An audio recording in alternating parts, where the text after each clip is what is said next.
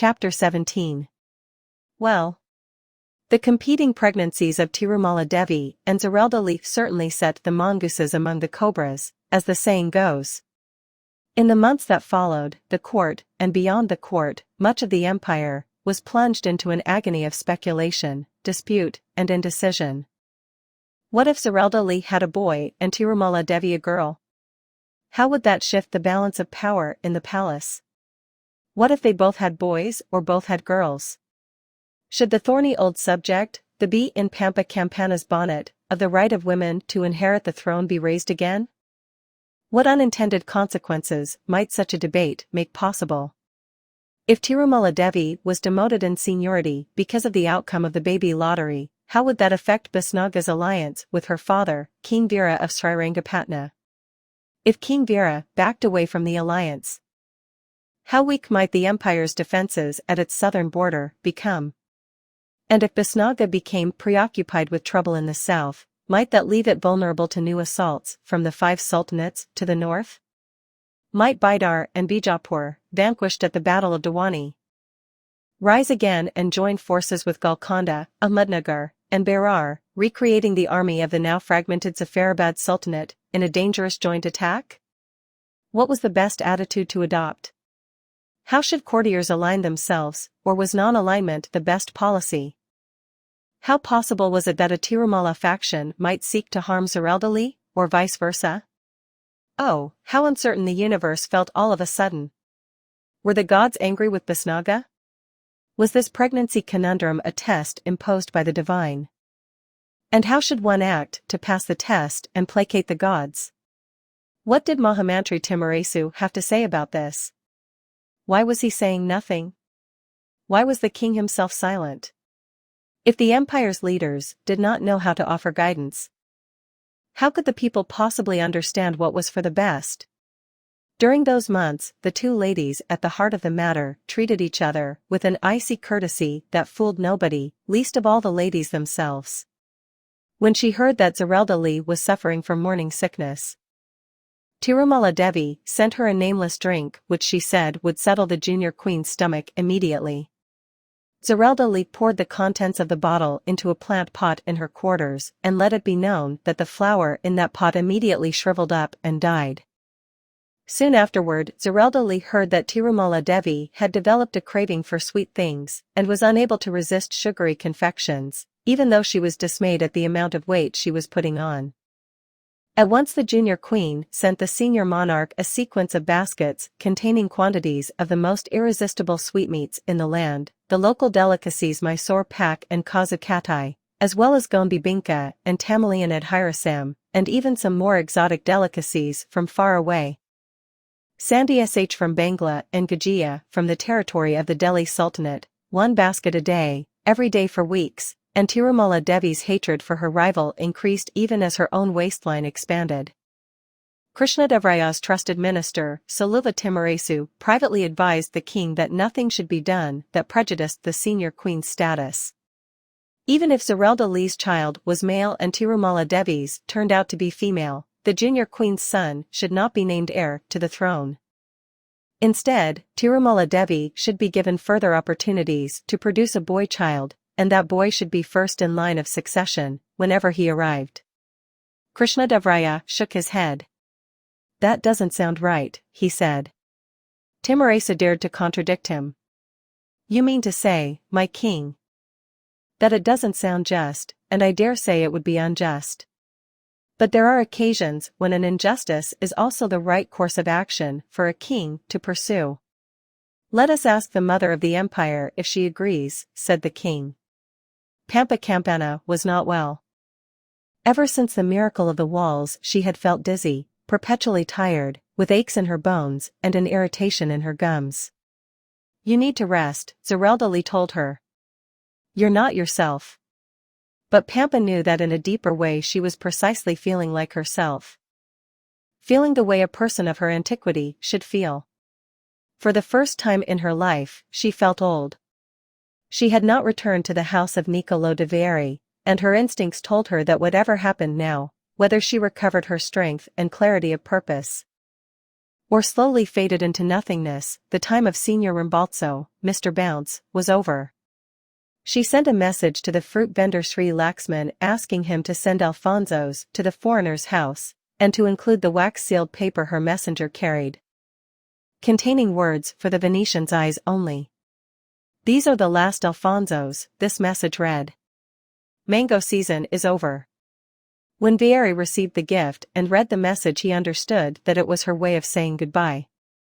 He packed his bags immediately and left Bisnaga forever. Less than 24 hours later, bouncing away to the next place on his never-ending journey, carrying her words and the memory of his love, two burdens he would not put down until his dying day. He was the last foreigner to enter her life. That aspect of her story, too, was ending. She remained in the suite for visiting monarchs but was deeply withdrawn into herself, noticing none of the grandeur of her accommodation, the stone and silver bidriware water pipes from conquered Bidar, the bronze Chola period Netraja portraying Shiva as the lord of the dance, and the paintings of the unique Bisnagan school, whose artists characteristically chose to portray neither the gods nor the kings, but the common people at work and, just occasionally, taking a hard-earned rest. To all of this, Pampa Campana was, for the moment, blind. She might as well have been living in an unfurnished cave such as the one she had lived in for 9 years with Vijayasagar, or a jungle hut like the one she and her daughters had built in Arignani's forest. She said very little, remaining lost in thought, and spent much of her time obsessively examining her face, hands, and body to see if old age, which she had begun to feel in her bones, might finally be catching up with her appearance. She should not, she told herself, be worrying about the arrival of gray hair and wrinkles like some vain flibbertigibbet. Her power rested in herself, not in her looks. Yes, but, she answered herself, if she started looking like a crone, the king would look at her differently. Maybe, she argued back, he would treat her with the gravity, the respect, that old age commanded and deserved. Maybe her authority would actually increase. But in fact she could not see the evidence of the years in her skin. The goddess's gift of youth was apparently not yet lost, not on the outside, at least. Inside, she had begun to feel the weight of every accumulated year of her 2 centuries of life. Inside, she began to feel that she had lived too long. Zerelda Leek came to see her, heavily pregnant and looking outraged. Pregnancy was being unkind to her, she was suffering its myriad ills. But that was not the reason for her foul mood. "The king wants to see you," she told Pampa Campana, sounding simultaneously out of breath and furious. "You have to come right away." "What's the matter?" Pampa Campana asked. "That matter is, he wants you to decide if my child will be a person of importance, a person of some consequence in this damned empire, or if my baby should be shoved to one side like a little piece of shit," Zerelda Lee told her. "And, just so I can be prepared, can you tell me how you intend to answer the question?" Pampa Campana told her. What she said did not make her granddaughter happy. The mother of the empire was no longer accustomed to the deference with which she was now being treated. It had been a long time since she walked these halls as a 2-time queen, and this new respect went deeper even than the formal salutes offered to a monarch. This, she realized, was reverence, something like the reception accorded to her old adversary, the sage Vijayasagar, in his prime. She was not sure that she liked being revered, but, if she was honest, she was also not sure that she didn't like it. She still wasn't feeling strong, and entered the throne room leaning on a frowning Zerelda Lee, whereupon waves of courtiers subsided around her like a receding tide. Krishnadevraya was waiting, and as she approached the lion throne, both the emperor and minister Timoresu knelt down to touch her feet. Tirumala Devi had heard that Pampa Campana had been asked to judge between the unborn children, and she had arrived in the throne room at speed. Or at least as quickly as her body permitted, determined to overthrow any judgment except the one she wanted. She did not bow, or genuflect, or touch Pampa's toes. She stood erect and grim, like an avenging angel. Zerelda Lee's eyes found Tirumala Devi's, and neither woman looked away. A deadly fire flowed along their line of sight. Well, I see that feelings are running high, Pampa Campana said airily. Let's try to cool things off. My judgment is this: it would be ludicrous to settle the question of the royal succession before the candidates have even learned how to breathe the world's air or fart. Which of them would be best able to rule? Let's ask that question again in 18 years or so, by which time, maybe, we will know the answer. Only then let us argue about girl or boy. Pampa Campana, preparing for regency, absorbed this information, but for her, there were people closer to home who needed to be placated, or at least spoken to. The first person she sought out was Saluva Timoresu, the power behind the throne, who had successfully insisted that Tirumala Devi be named senior queen, and who might therefore be something less than an ally to Pampa Campana in her new role, even if the king said he was supportive. She found him on the roof of the palace, feeding his pigeons. He was a big old man, bald, with many chins and huge hands, and watched the birds as they sat on his palms and pecked at seeds. He greeted her without looking up. When I first met you, he said, you, too, were a bird. In my eyes, that is greatly in your favor. These little gray ones here are my friends and my most trusted messengers. In many ways, birds are creatures of a higher order than human beings. She understood that he was making a gesture of friendship and replied with one of her own. And I got to know you properly when we had to choose all those ridiculous girls to pretend to be gopis and please the king. Timoresu threw back his head and laughed. The king gets bored easily, he said. Those ladies are now quietly growing old in the Zenana, ignored, even forgotten. Soon we will be able to retire them and send them back where they came from, wherever that was. But I remember Queen Zerelda Lee's dance. That was worth watching. This was his way of bringing up the subject of Tirumala Devi, whom the dance had greatly displeased. I hope, Pampa Campana said, that the senior queen will not feel the need to resort to any underhand tactics during the period of my regency. Timoresu's expression darkened. You must understand that my recommendation of the marriage to the daughter of King Veera of Srirangapatna was purely political, he said. It was a necessary alliance. You should not take it as expressing any preference. Good, Pampa Campana said. Then we are friends.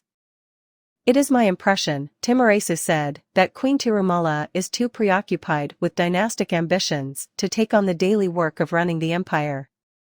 She wants to lie with the king and make babies, and I believe the king has explained to you that that will happen.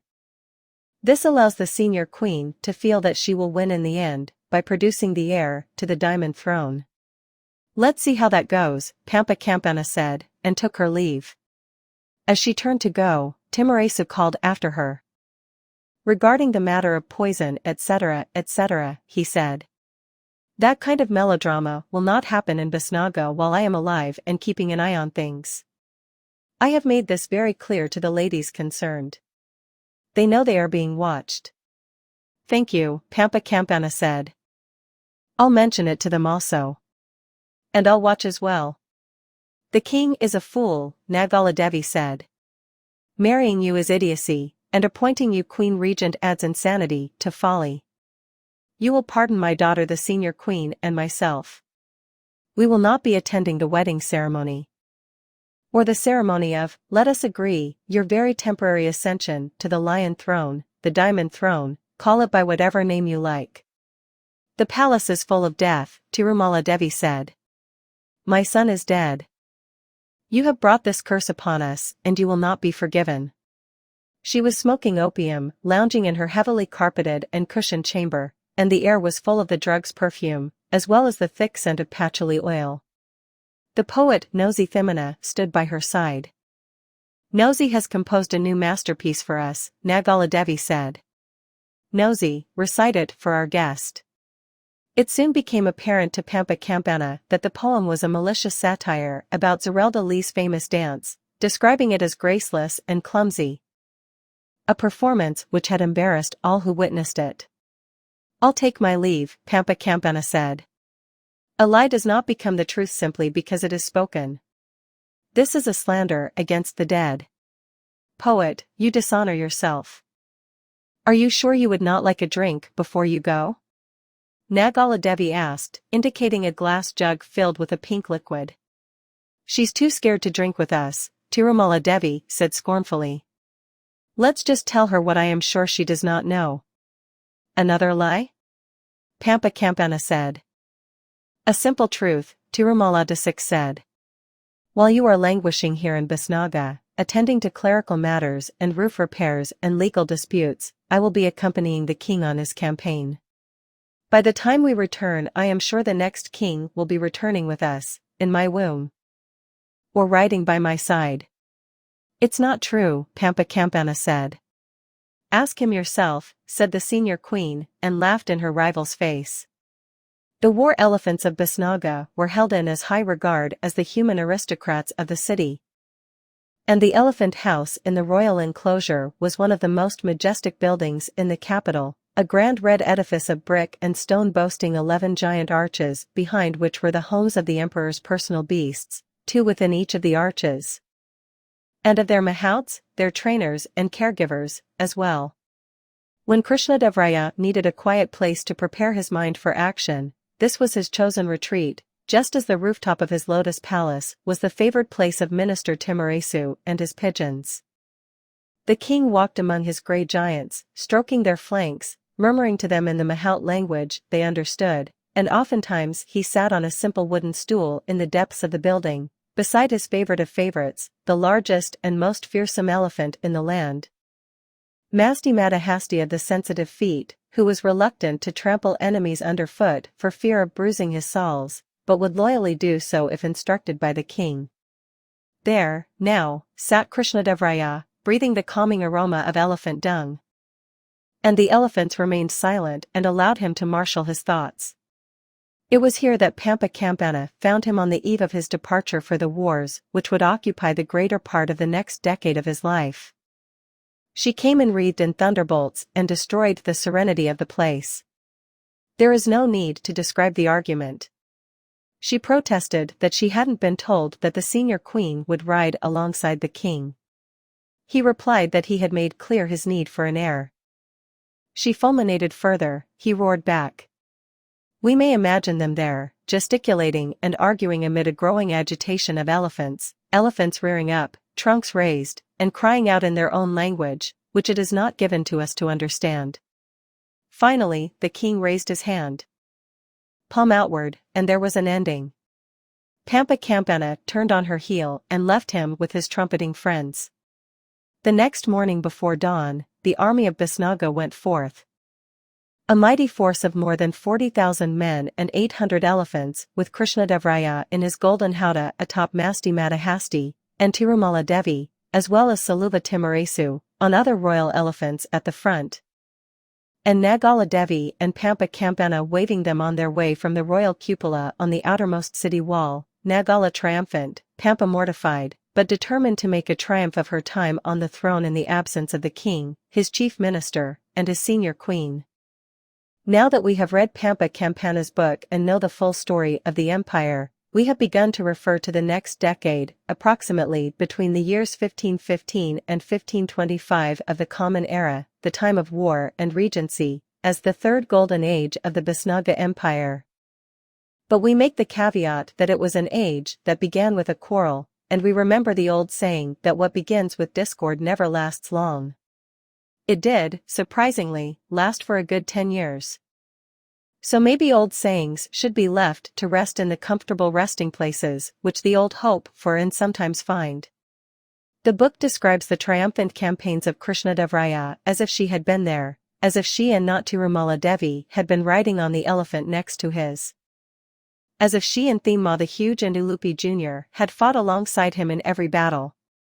Krishnadevraya communicated regularly with the Queen Regent to keep her informed of his progress, so those communications may form the basis of Pampa Campana's account. Or the reader may feel that Pampa Campana simply imagined herself looking out through the warrior king's eyes. Or both things may be true. For the moment the northern border is safe, Krishnadevraya told his generals. Also, thanks to the alliance with my father-in-law King Veera, the south is reasonably secure. Therefore the assault our enemies are planning will come from the east, and so our plan must be to launch a preemptive attack. To the east was the fabled land of Kalinga, against which the legendary Emperor Ashoka had launched his bloodiest war 1800 years earlier, a war in which over 100,000 men had died, and which had led, it was said, to the emperor's conversion to Buddhism. To walk in Ashoka's footsteps was an attractive idea, even if Krishnadevaraja was not of a Buddhist inclination. But the gateway to Kalinga was the Eastern Mountain, and the king of the Eastern Mountain was Krishnadevaraja's most powerful enemy, Prataparudra of the Gajapati dynasty, known by many as Krishnadevaraja's twin. Because they were equals in grandeur, and, it's said, they looked like each other, too. So to win his great war, Krishnadevaraja would have to face the mirror of himself, and to win, it was this version of himself he would have to destroy. The Eastern Mountain was a 3,000-foot-high wall of thickly forested rock, and on top of it was the fortress citadel. Pratapa's commanding general Radhareya was up there with thousands of men and good provisions. There was no way up. A siege was the only possibility. 2 long years went by before starvation forced General Radhareya to surrender. During these years, Krishnadevaraja made 7 pilgrimages to the renowned local temple complex of Tirupati, to pray to Lord Vishnu in marathon, flamboyant sessions, begging the god for an heir. After prayer, he also made sizable financial donations to the temple coffers to help the god look kindly on his request. And secondly, he and Tirumala Devi took what may politely be called direct nocturnal actions of their own to make the prayers come true. And so during that 2-year siege Krishnadevaraja and Queen Tirumala Devi became the parents of 2 children, a girl first, Tirumalamba, an elongated version of her mother's name, and then, to great general excitement, a boy. And both children lived. This news traveled back to Basnaga rapidly. It is interesting to note that Pampa Campana's history barely mentions the new arrivals. Her silence, one might say, speaks volumes. After the birth of the boy, to whom Tirumala Devi gave another version of her own name, Tirumala Deva, the Eastern Mountain finally surrendered. As if in response to the auspicious event, Krishnadevaraja gave the command of the conquered fort to his chief minister, Timaraisu's son. He also took many trophies from the mountain. One was Prataparudra's ant. Another was a grand statue of the god whose incarnation he said he was. The ant was eventually returned undamaged. The Krishna statue was not returned. It was sent to Basnaga and installed in a special chapel of the palace. Pampa Campana's first regency, 1.5 centuries before her second, had been followed by an eternity of exile. She knew that in this, her second time around, she needed to do things differently. To establish her authority over the court, she decided to adopt a daily routine that closely followed the king's, so that all might remain familiar with the shape of the day.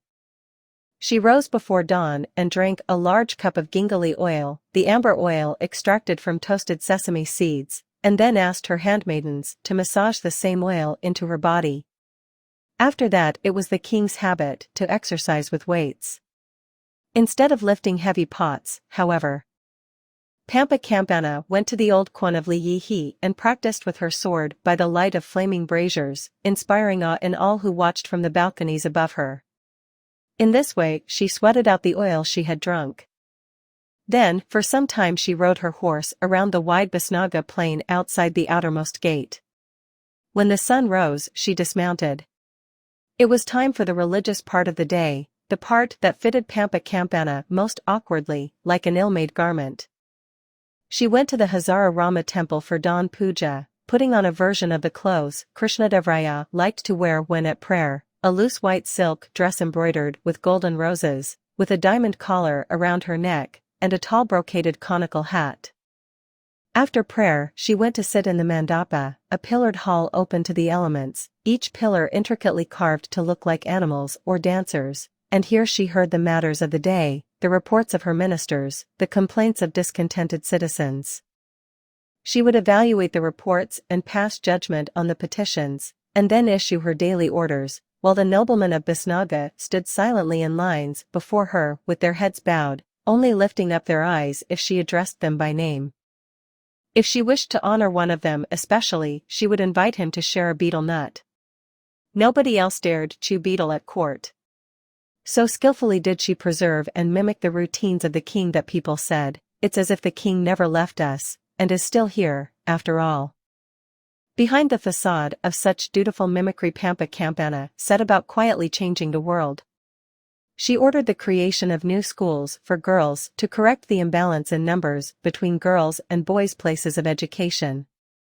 In these new schools, and also, more gradually, in all existing schools, she proposed that education should no longer be centered on theological instruction, no longer placed exclusively in the hands of Brahmin priests trained at the sprawling Mandana Mutt. The complex of temples and seminaries where the influence of Vijayasagar and his 16 systems was still inescapable. Instead, she set out to create a new professional class of people who would be called, simply, teachers, who might be members of any caste, and who would possess and seek to impart the best available knowledge in a wide variety of fields: history, law, geography, health, civics, medicine, astronomy. These so-called subjects would be taught without any religious slant or emphasis, with a view to producing new kinds of people, broad in knowledge and mind, still well versed in matters of faith, but with a deep additional understanding of the beauty of knowledge itself, and of the responsibility of citizens to coexist with one another, and with a commitment to advancing the well-being of all. At this point in her narrative, Pampa Campana, in a spirit of generous truth-telling, introduces the imposing personage of Madhava Acharya, which is to say Pontiff Madhava, the head of the Mandana Mutt and the preserver and reinvigorator of the philosophy of old Vijayasagar, the Mutt's founder. "O mighty Madhava!" She addresses him directly in the text, as if he were standing in front of her. "Set not your face against me, for I am not your foe." From this we may deduce that Pontiff Madhava was in fact an adversary of Pampa Campana's reforms, a powerful opponent whom she needed, with some urgency, to placate. The high priest was approximately in his middle 40s, had risen rapidly through the Mandana seminary system and recently assumed the leadership of the Mutt. He was, Pampa Campana tells us, an unusually tall man, a full head taller than most men in Basnaga, and would have towered over Krishnadevraya himself except that courtly protocol obliged him always to lower himself in the presence of the king. Of his character she tells us little, suggesting only that it was forceful and commanded respect, and that he was prone to outbursts of a foul temper, a temper, people said, that was the equal of the king's own explosive rage, and which was greatly feared in the Mandana temple world. When the king set off to the wars, accompanied by his chief minister, senior wife, and two most powerful warriors, Madhava Acharya, unimpressed by the regency of a woman, thought he saw a power vacuum and moved swiftly to take advantage of it. He delivered a stirring series of orations, symbolically seated cross-legged under Vijayasagar's favorite banyan tree, and made the case that Basnaga had moved too far from the ways of Vijayasagar, too far, he came very close to saying, from the ways of the gods. He reinstated the mass worship meetings that had fallen out of favor long ago, and the crowds were large, giving Madhava a power base which all could easily see. Pampa Campana's reforms were hard for Madhava to endure, and his first fulminations against them, in particular against the removal of the priesthood from the heart of education, could not be ignored. It was at this point that Pampa Campana thought of reviving the Remonstrance, or at least creating a new movement from its ashes. Radical ideas can run out of gas. And after the new Remonstrance had entered the government of Basnaga during the time of Deva Raya and become a part of the establishment rather than a protest movement, the time soon came when it no longer seemed relevant or necessary, and had dissolved. That was ancient history by now. But once Pampa Campana's spies had assured her of the popularity of her education reforms, she charged those spies with assembling a movement that would defend them. Also, she hints in her narrative, she began her whispering again, and that won many people in Basnaga to her cause. The whispering was even harder than the last time. Once again, she was feeling her age. Or maybe there had been a change in the world, and there were people who could no longer be moved by her sweet murmurings, people whose loyalty lay elsewhere and could not be shaken, immutable people. Following Madhava Acharya as if he was a prophet and not merely a priest. Fortunately, there were others whose ears were happy to receive her silent whispers, and it seemed likely that these others still outnumbered the devotees of the Madhava cult. So she went about her nocturnal work. Even though it was more demanding, more tiring than before, and once she was sure of the numbers she could mobilize if she needed to, she asked Madhava Acharya for a meeting at the mutt. "For I am not your foe." We can reasonably assume that these words were actually spoken by the Queen Regent to the head of the Mandana mutt, probably in person. We have, after all, her own detailed description of that summit meeting. An account in which she abandons her usual lyricism to provide a hard-nosed account of how to make a political deal. They met alone, in a sealed and guarded room in the heart of the Mandana complex. To show her respect, Pampa Campana did not ask Madhava Acharya to lower himself below the height of her head, even though, as the queen in place of the king, she had the right to demand it. It was her way of saying that they met on equal terms. Madhava Acharya declared himself charmed by her gesture and then got down to business. It soon became clear to both of them that each could place a substantial crowd of people on the streets of Basnaga at a moment's notice. So that was a stalemate. Pampa Campana had at her disposal the battalions that had remained behind to guard the city, which gave her an advantage, but, as Madhava Acharya was quick to point out, if she were to use those soldiers against the citizens of Basnaga itself, she would quickly lose the advantages of her popularity and might well face a mutiny in the soldiers' ranks as well as an uprising in the streets. So that advantage might notionally exist, but in practical terms it did not. To break the deadlock, Pampa Campana first made an offer and then played a trump card.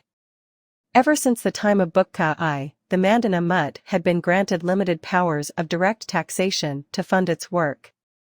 The Queen Regent now proposed a significant increase in those powers, which would make Mandana wealthier than it had ever been, and would fund the establishment of a parallel education system at the mutt, which would focus on matters of faith and tradition, while her own new schools covered other things. In other words, a bribe. That was the offer. To force Madhava Acharya to accept it, she followed it by showing him a letter written in the king's own distinctive handwriting, fully supporting all her decisions as regent. Once Madhava had read this letter, he knew he could not unleash political turmoil in Basnaga, or the king, when he returned, would exact a swift revenge, and he understood that the bribe that had preceded the playing of the trump, or, let us say, the offer of a compromise, allowed him an honorable way of backing down. "You are indeed an able ruler," he told Pampa Campana. "I accept, of course." Only when Krishnadevaya returned from the wars did Pampa Campana confess to him that she had carefully practiced writing in his hand, and that the letter she had shown to Madhava Acharya had been an outright forgery. "I throw myself upon your mercy," she said. But Krishnadevaya roared with laughter. "I could not have found a better regent," he cried. "For you found the way to bend Basnaga to your will, even those parts of it that were not well disposed to your decisions. It is not one's decisions that matter when one is king, but one's ability to impose them on the people without bloodshed. I could not have done better myself.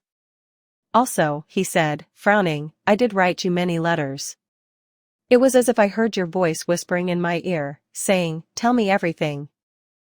Are you sure this one letter wasn't one of those?" Pampa Campana smiled lovingly. "If one is to tell an important lie," she said, "it's best to hide it among a crowd of unarguable truths. This is a genuine, unforged letter from Krishnadevaya to Pampa Campana, beloved Queen Regent. When I think of you I am filled with wonder, for you, who have made miracles, are a miracle in yourself. Sometimes I find it hard to believe it even though I know it to be true. You have seen everything. You have known all of us from the beginning until this moment, and all the answers to our questions can be found in you. I ask myself sometimes about those beginnings, Hukka and Bukka long ago, what was in their thoughts, what were they fighting for? At the birth of Basnaga they fought, I think, for survival, to establish themselves, cowherds who became kings. You know their hearts better than any living person. Tell me if I am right, for now, as the years of battle stretch out, I am asking myself the same questions. Why am I fighting? If it is to defend ourselves against enemies who thought we were weakening, then the victory at the eastern mountain has shown everyone that we are strong. Our defenses in all directions are now assured. Is it for vengeance, then? No, for that would be the lowest of motives. A vengeful king does not send his enemies home unharmed, and she can certainly bear witness to how kindly she was treated while she was in our care.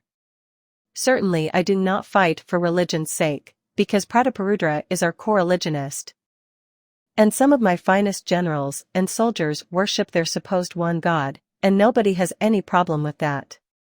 Maybe I fight for land, for the simple desire to expand the empire until it is the greatest thing that there has ever been. In that sense, the conquest of land may also be born of the desire for glory. Many will say that my motives are a combination of all of these, but I have discovered that it is none of them, and it is my enemy Pratapa who has revealed the truth to me. I write this to you, beloved Queen Regent.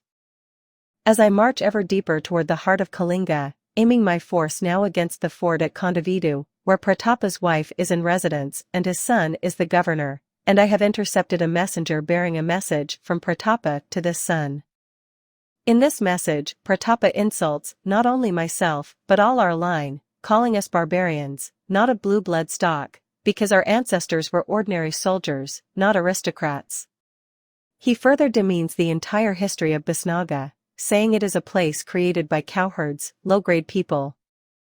Lower caste, and so good behavior cannot be expected of us.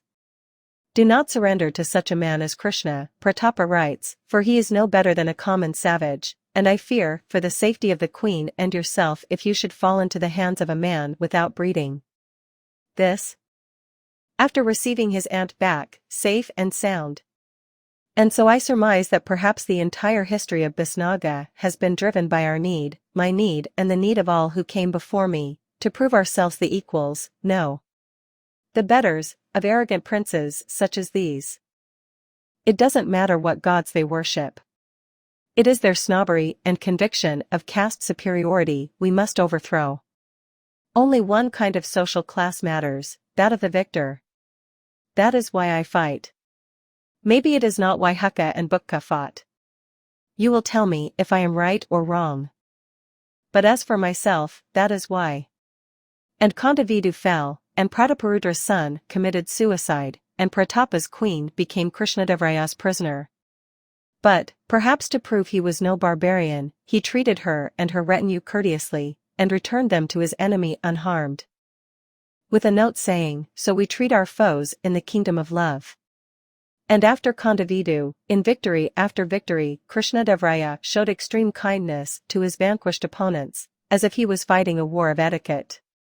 You know, Minister Timurasu worriedly advised him at one point. Just for the sake of tradition, of what is conventional, it might be advisable, from time to time, to cut off a few heads and stuff them with straw and send them on a tour of the region. It's what people expect.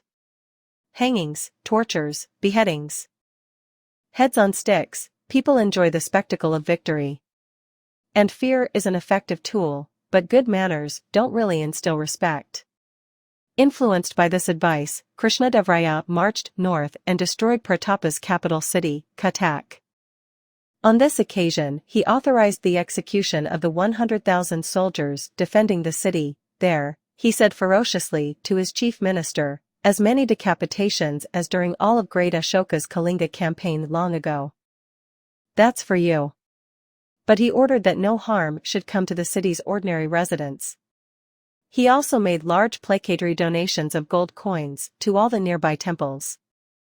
Thus, in spite of the 100,000 severed heads, he believed he had maintained his reputation as the king who conquered with love. He had not. Pratapa sued for peace. At the signing of the treaty at the Simhakalam hill, Krishnadevaraya met his vanquished opponent face to face for the first time, and asked him a simple question. So you see, do you not, that we are the same after all, you and I, mirrors of one another, and there's no difference between us? Prataparudra knew that he was being asked to apologize for his emphasis on the gulf in class, dynastic history, and caste between his own dynasty and the kings of Bisnaga. He made a last stand against such humiliation. "I confess," he said, "that I do not perceive the likeness." "If you are so blind and vain," Krishnadevaraya told him, screaming with fury, "then let us tear up this piece of paper and I will burn your defeated empire to the ground, and kill every member of your family I can find, beginning, naturally, with you." Pratapa bowed his head. "I was mistaken," he said. "Now that I look more closely, I see that we are exactly the same." As a part of the peace treaty, Prataparudra gave his daughter Tukka to Krishnadevaraya in marriage. Tirumala Devi, who was present at the surrender meeting at Simhakalam, was furious. She stormed into the king's tent and berated him. "In the first place," she said, "there is the offense to me. And in the second place, are you too stupid to see that this marriage is part of a plot against you?" Krishnadevaraya tried to calm her down, but at the wedding ceremony itself, Tirumala Devi intervened just before Tukka fed the king the traditional sweetmeat. Tirumala Devi insisted that a food taster eat a piece of it first, and when the man fell down dead the assassination attempt was foiled. "I told you so," Tirumala Devi said to the horrified king. Tukka did not attempt to deny her part in the plot. Instead she shouted, "How can this low-grade man, this king from the gutter, be fit to marry a high-born person like myself?" After that she was sent to the most remote part of the empire to live out her days in solitary captivity, and the king, moved to a fit of rage, ordered that her quarters be made harshly uncomfortable and the food given to her be as unpleasant as possible. "Don't worry," said Tirumala Devi. "I'll take care of that." The book of Pampa Campana does not provide a clear resolution to the story of Tukka. But there is a heavy hint about how it ended in the following verses. "Do not tempt Madam Poison by seeking to be a poisoner, or your fate may be sealed by your folly." 6 years had passed since Krishnadevaraya left Bisnaga city at the head of his men and women. Now at last it was time to go home.